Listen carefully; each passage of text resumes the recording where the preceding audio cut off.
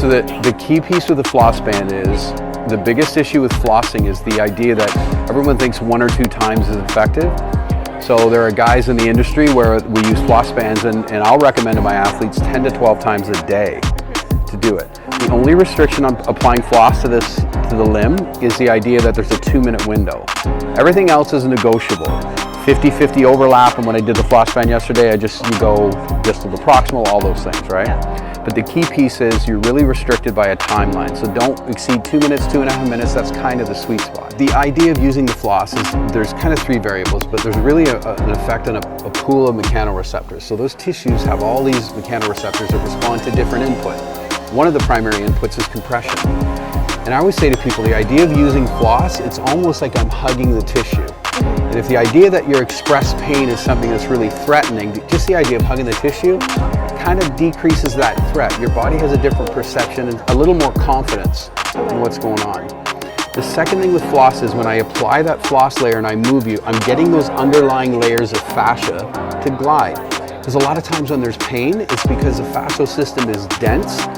There's a gluey texture to it, it's disorganized, all of those things. So the idea of just using floss allows me to create some compression and glide in those tissues that might restore some of that fluid interface and improve how the underlying layers glide. Because if they glide better, you're getting a better message in.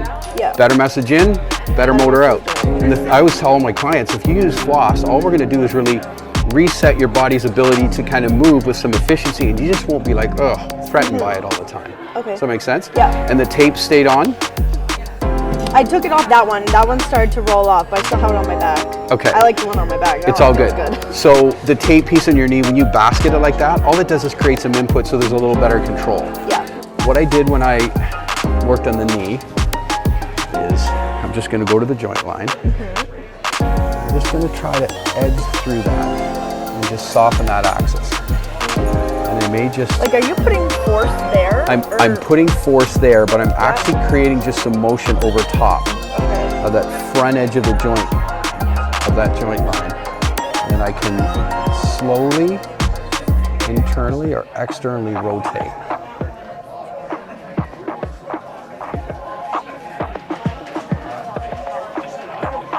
And just apply pressure.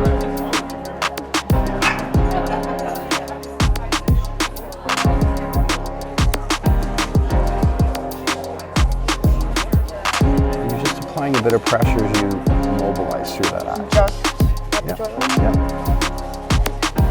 So that hand's just guiding? I'm just guiding. Okay. So this is the hand that's applying pressure.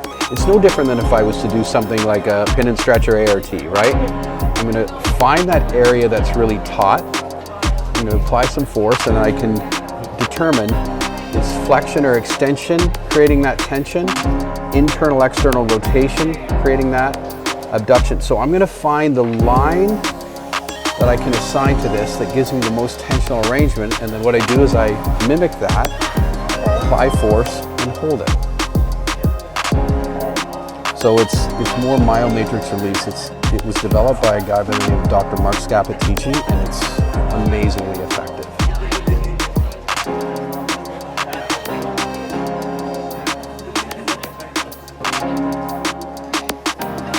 I can just mobilize the front edge. I like that. Make sense? Yeah.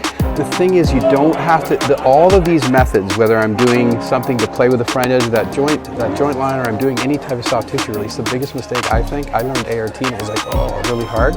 Yeah. Troy just did an entire sequence. He talked about pain, how the idea of treating anyone in any setting and getting to the point where they're grimacing or they're in pain is a mistake, because people become really hypersensitive and actually become more effective at expressing pain.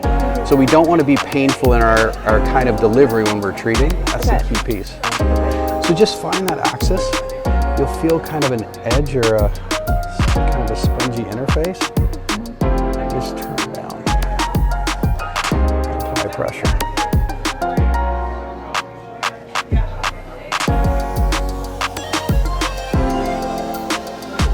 You were good to go. Okay, thank you. You're very welcome.